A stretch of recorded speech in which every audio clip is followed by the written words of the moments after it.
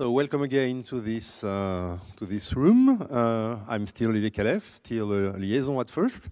And I'll be introducing Vishal Thakur from Ankura, from Australia, who will be presenting something about ransomware and the new norm in those days.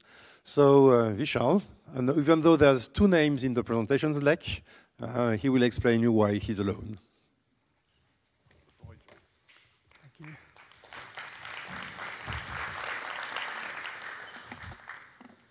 G'day. Really glad to be here in Dublin today, all the way from Australia. Just trying to escape the Australian winter, only to find out that Dublin summer is not that not that warm. Yeah, really glad to be here, and thanks for coming. And well, I guess there's worse things that could happen, like booking your flights with the Australian national carrier, Qantas, which my colleague and my co-speaker John did, and he's not here today, right? So got cancelled last minute, so it's going to be just me. All right, let's get into it. Quick intro, as you can see. John couldn't make it. His flight got cancelled last minute. My name is Vishal Thakur. I'm the Senior Director for DFIR at the Ankura DFIR practice in Australia. Quick look through the agenda. We'll have a look at current ransomware threat landscape, the ransomware groups that are active right now and what motivates them, how to manage attacks, real-world cases. We'll dig into that couple of cases we've got, and detection, forensics best practices, insurance policies, very important, communication strategies, again, one of the most important aspects of managing ransomware attacks, and some resources for you. Before I start, just quickly, the title of the slide, as you can see, sounds familiar. Ransomware has been around for quite a while now, but I remember way back in 2012, 2013, we had a big incident, and we were brainstorming. The whole team was there, and one of the senior consultants just goes, "Come on, guys, it's ransomware. It's just a fad. It'll go away." As we all know, it didn't go away. It's just evolved into something much bigger today, and it's just something that I don't see as going away. We'll just have to live with it, just like COVID. We'll have to manage it and make sure we can get through all these attacks as best as we can. Quick look at the current ransomware landscape. There's, as you must know, there's a lot of ransomware groups operating at the moment. A lot of the targets of these, as again, we all know, are businesses, and they don't discriminate. They just target everyone. But from a real-world scenario, what we see a lot of it is they target individuals, small businesses, large enterprise, like pretty much everyone, really. In the recent years, we've seen a lot of attacks on healthcare. Most of you in Ireland would know that. Last year, you had a pretty big incident with your healthcare. We've seen quite a few as well in Australia. Supply chain attacks, government, education, they're targeting basically everyone. There's just too many of them, but obviously the main players are Revel, Conti, Babuk, DarkSide. With ransomware payments, unfortunately we see them going up. They're literally just breaking records every year. I pulled this off the internet just a couple of days back, and as you can see, it's really, I don't know if you can read the numbers there, but it's literally running into millions of dollars now. What's the motivation and how do they operate? Let's have a quick look at it. Obviously, money is the biggest motivation for these guys. They're literally after money as much as they can. Some we see doing it just to disrupt things, cause a lot of disruptions. As you can see there, a headline there, it was not designed to make money. They literally want to bring companies down sometimes, and they also target government installations and the like. Not much, but we also see some of them testing their arsenal, experimenting. Some pretty big incidents have happened in the past where literally they were not after anything. It was just testing or, experimentation. The way they operate mostly that we see is a big trend going towards ransomware as a service, which is makes it really easy for anyone to jump on the ransomware bandwagon and start, extorting money out of victims. Some bigger gangs, threat actors, have also traditionally built their own in-house products, and a lot of them actually end up selling the product to whoever is willing to pay for it. We'll touch on some real-world scenarios a bit later in the slides, but we've also seen a trend where recently where a lot of these actors are going after encryption, but also pivoting onto extortion, as in encryption is there, but if you got a really good backup system or you don't want to pay for whatever reason, they'll threaten you with extortion, or basically threatening to expose your data, your whatever they've stolen, making it public and making you look really bad. And we'll see that in one of the real-world examples as well. This slide is got a lot of content, so I'll just pick a couple of important things from it. We got to kind of blitz through the whole thing. We only got a half an hour, but just so you know, I'll be around. Feel free to approach me and ask anything if you want. When talking about ransomware attacks, a lot of it actually goes on before the actual attack. There's a lot of preparation that companies and organizations should usually get into. As you can see in the slides, I reckon one of the main ones that I want to stress on is tabletop exercises. If you haven't done one, it's highly recommended you do one. Most probably maybe get a third-party company to get it done for you. The main benefit of doing tabletops is it exposes some stuff while you're doing it that you could have never really thought of. And once it's there, you can fix it. It's really, really helpful. And also another aspect of it that's really good is the communication strategies. You can get a lot out of these tabletop exercises that you can then use to build really good communication strategies going forward. During the attack, while it's going, it's quite stressful, but I think a couple of points like coordination between different teams, different people helps a lot. If you can do it in a calm and collected way, that'll really, really help you manage the attack while it's going on. Communication is also really, really important, as long as the people who need to know certain things do know. It really helps you get through the whole incident as painlessly as possible. And obviously there's a phase after the actual incident has occurred and you've contained it. Basically, it really helps a lot if you can do a quick root cause analysis. Lots of learnings come out of it and help you, manage these attacks in the future. And obviously, there's a lot of stuff in there. As you can see, the last point is all the points in before. So basically, you have to go back to getting ready for whatever the next attack could be like. Let's touch on a couple of real-world examples. We deal with a lot of, unfortunately, a lot of ransomware attacks on a day-to-day basis. There's a lot of people affected by it. We worked with a freight company not so long ago. It was really interesting responding to that incident because we found so much stuff that really opened our eyes to how complicated these attacks can be. Basically, what we found was these threat actors had exploited their network back in 2020.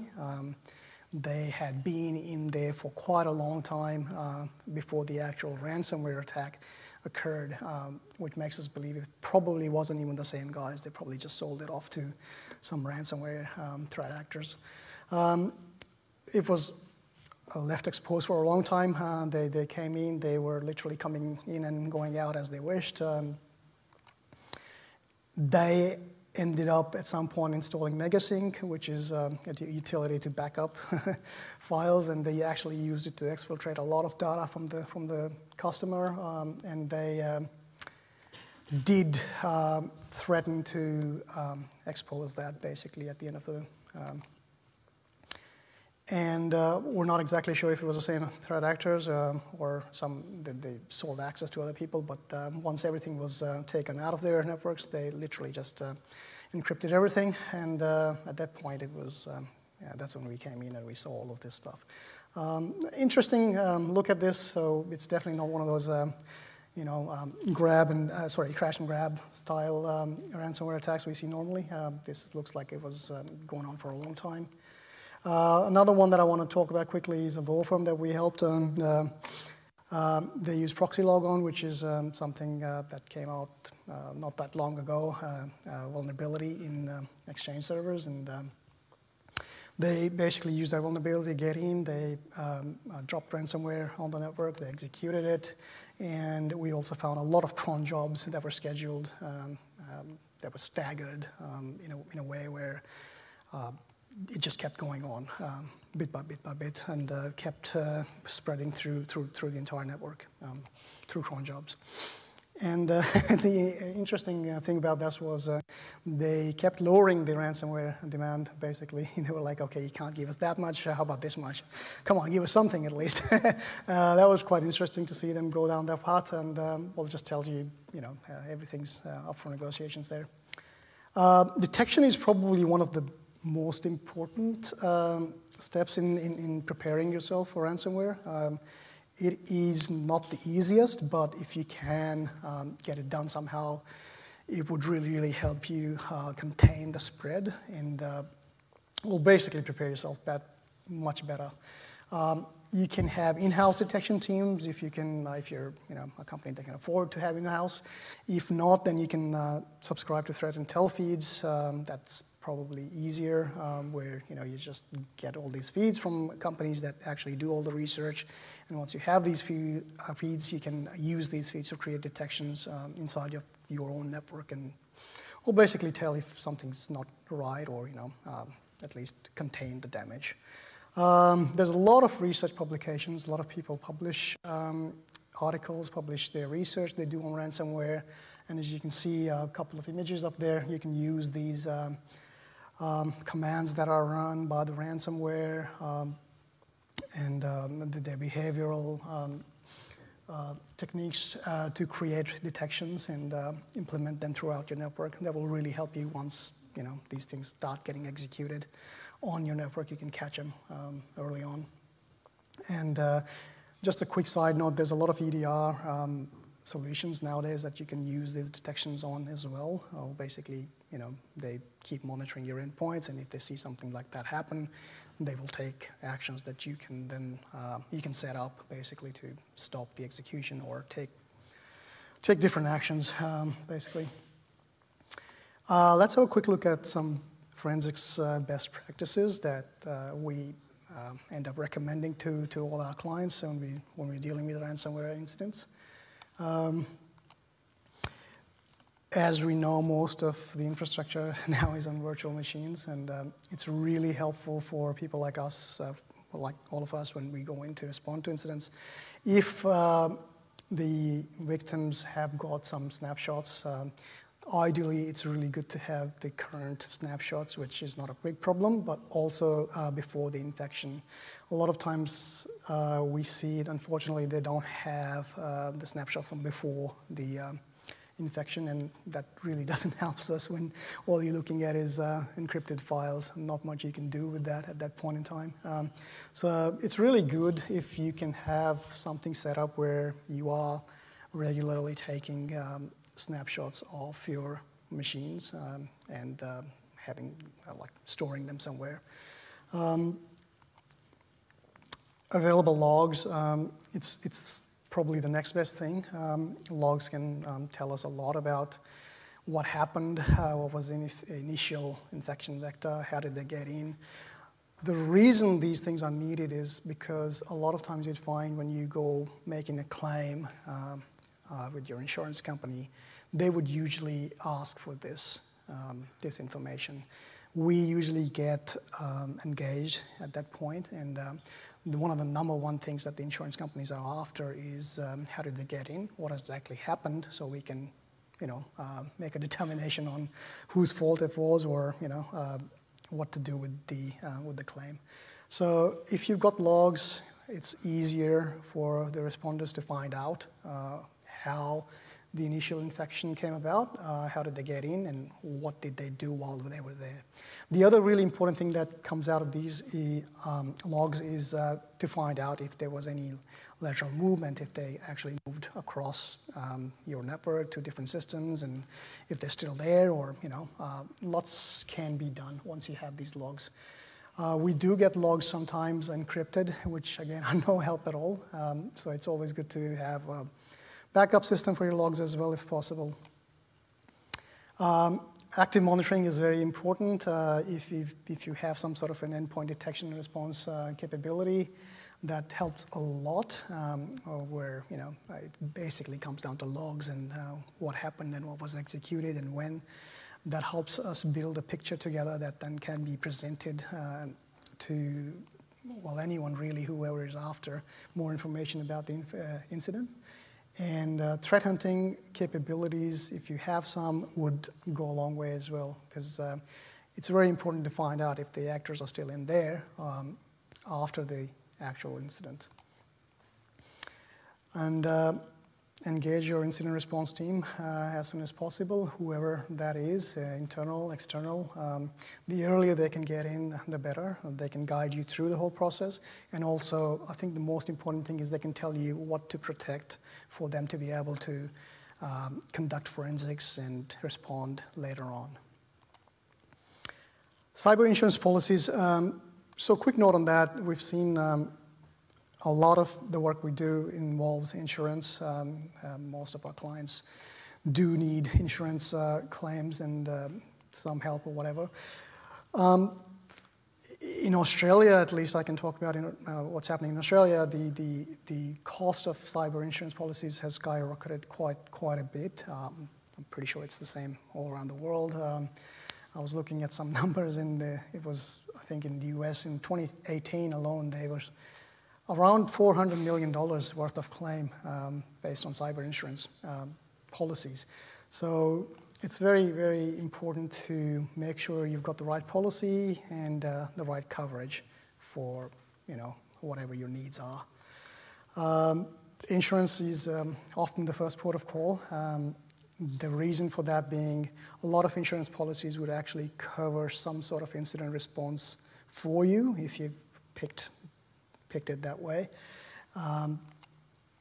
They do help with facilitation of legal requirements and incident response and all of that stuff.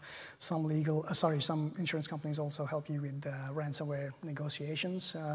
Unfortunate it is, but sometimes it's just not possible for people to go, okay, we don't need anything decrypted. So you end up negotiating with these guys. It's just unfortunate, but sometimes you have to. Some insurance policies, insurance companies do help you with that as well. They have specialists who deal with these guys and who have a lot of experience negotiating with ransomware threat actors and gangs. And that's just something I mentioned earlier on. The cost is really going crazy at the moment, and I don't think it's going to come down anytime soon. So it's very important you pick the right policies. Communication strategies, I would have to say this is probably the most important aspect of incident response while dealing with ransomware attacks, just because of the scale of disruption and damage is just so great. It's the biggest problem that people face, the organizations face when they go through a ransomware attack is the brand damage, and it's really, really important that communication goes out at the right time to the right people, coming from the right people. to contain all that damage, all that potential damage that could happen to your brand. There's a lot of stakeholders, obviously, in any sort of incident, but ransomware definitely, because your customers and internal customers, external customers, everyone are really are affected by it. They're not able to access data, and a lot of times work just stops, and people get pretty anxious and unsettled. So it's very, very important that all the stakeholders are recognized and then communicated with. There's a lot of regulatory notifications and inquiries. All countries have their different rules and legal obligations. So that needs to be taken care of.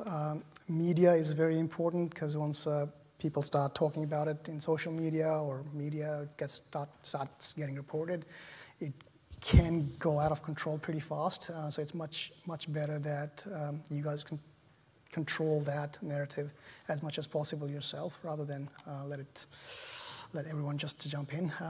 Customers obviously are really, really important to be kept in the loop, what's happening and where you are with the incident and the response.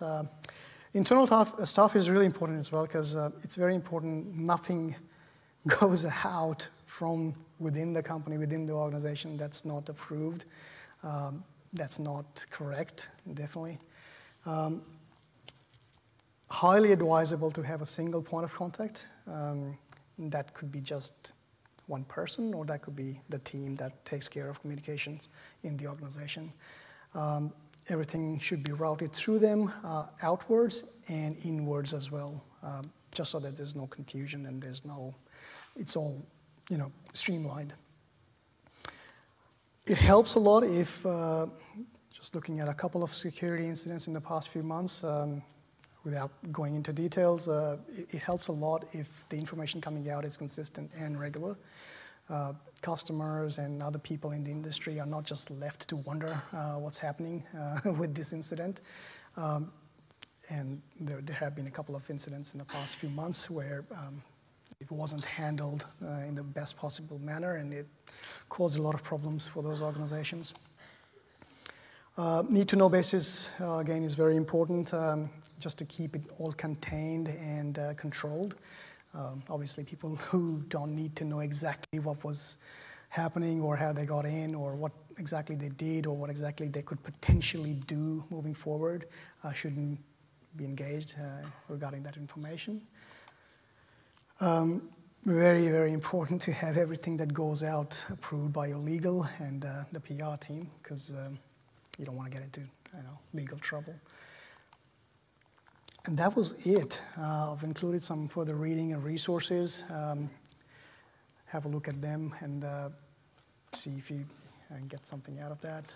I'll open up to question and answer if there are any questions and answers. Thank you. Thank you, Vishal. One question, yeah? Hello. One question about ransomware on Linux servers, please. You showed some examples from Windows. So what about Linux? Can you take your mask off for 1 sec? Sorry. Yeah, sorry. I said, what about Linux servers? What about Linux servers is the question? For the ransomware, yes. So a couple of examples in there actually were from Linux.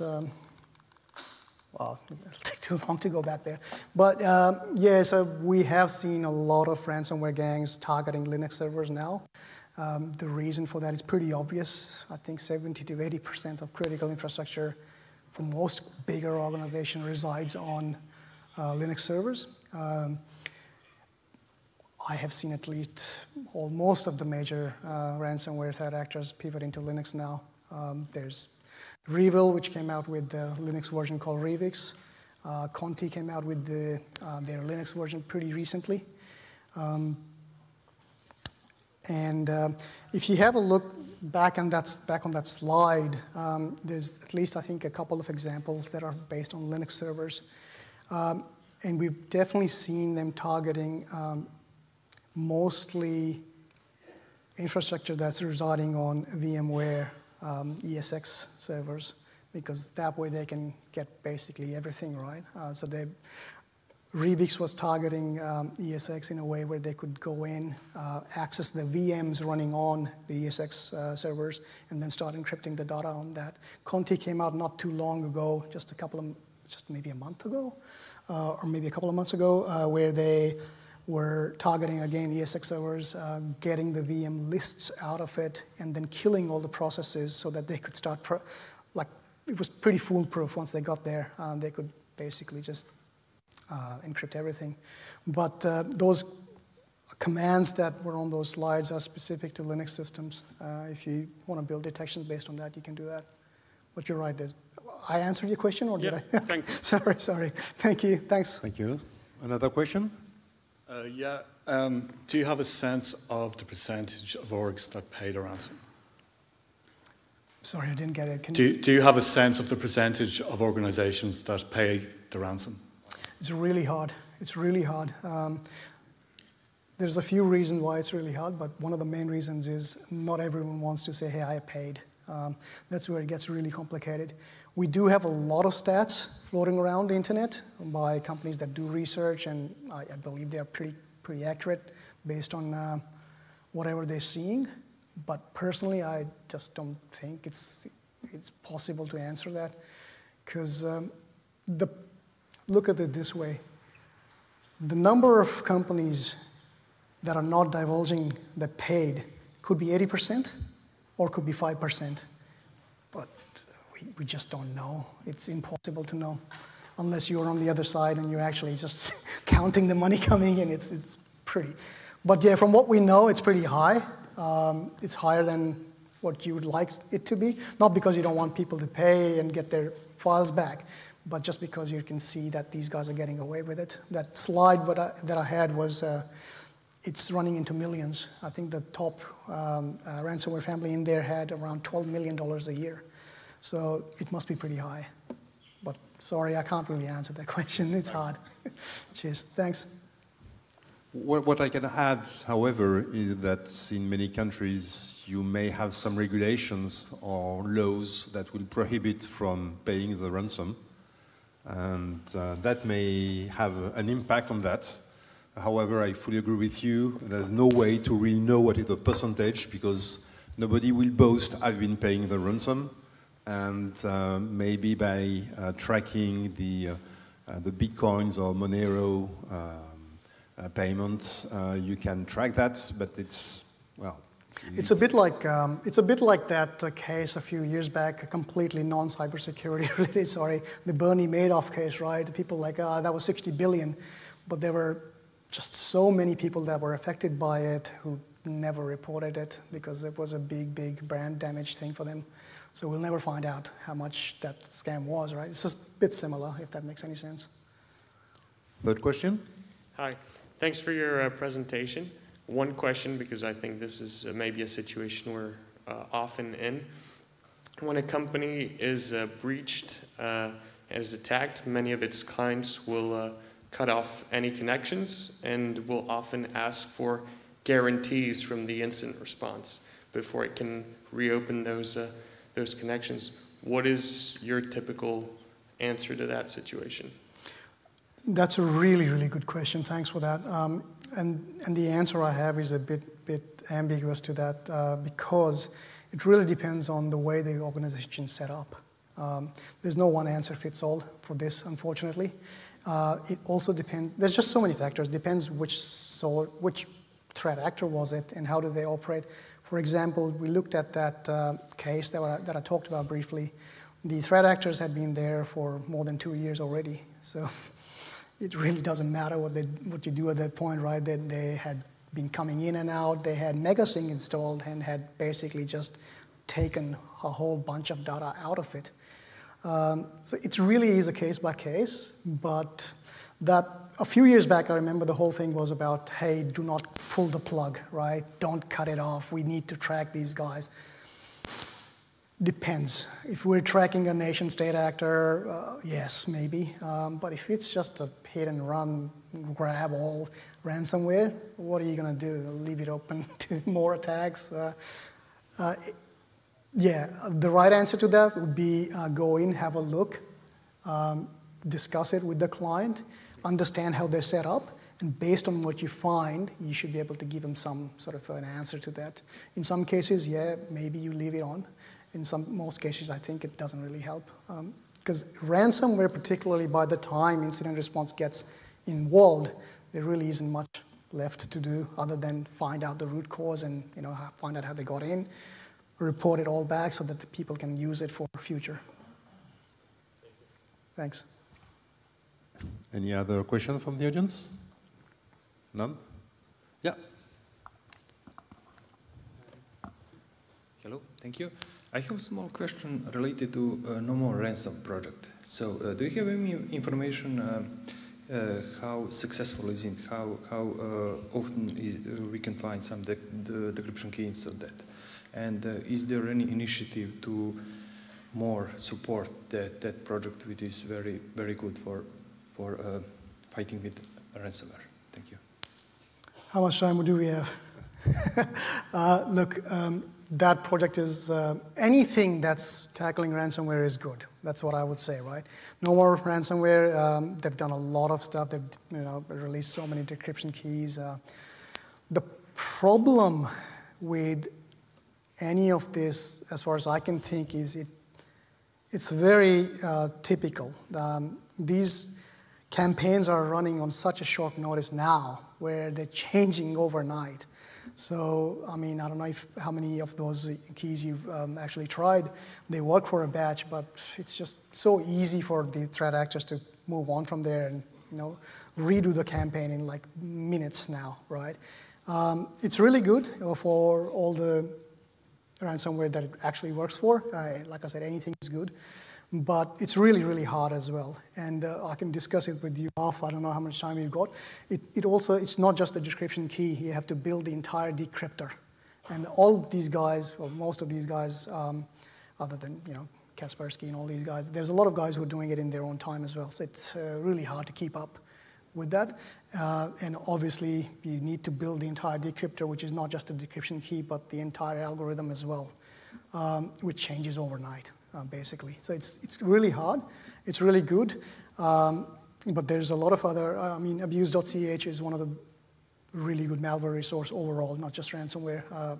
They publish so many IOC that you can use every day. There's a lot of other research but I would definitely look for anything that you can build detections on, because that's probably more helpful without being specific to just one batch of that campaign. Just learning how these guys operate, what commands they use, using that information to build detection. That's probably the best. I can give you some resources after that, after this talk. Thank you. Thank you very much. No problem. Thank you. Guys, feel free to hit me up. I'll be around for the entire conference. And I think we're about time here. So yeah, just let me know if you've got any questions, if I can help you, or just connect with me anyway. I came a long way from Australia, so it'll be really good to connect with you guys. Thank you. Thank you, Vishal.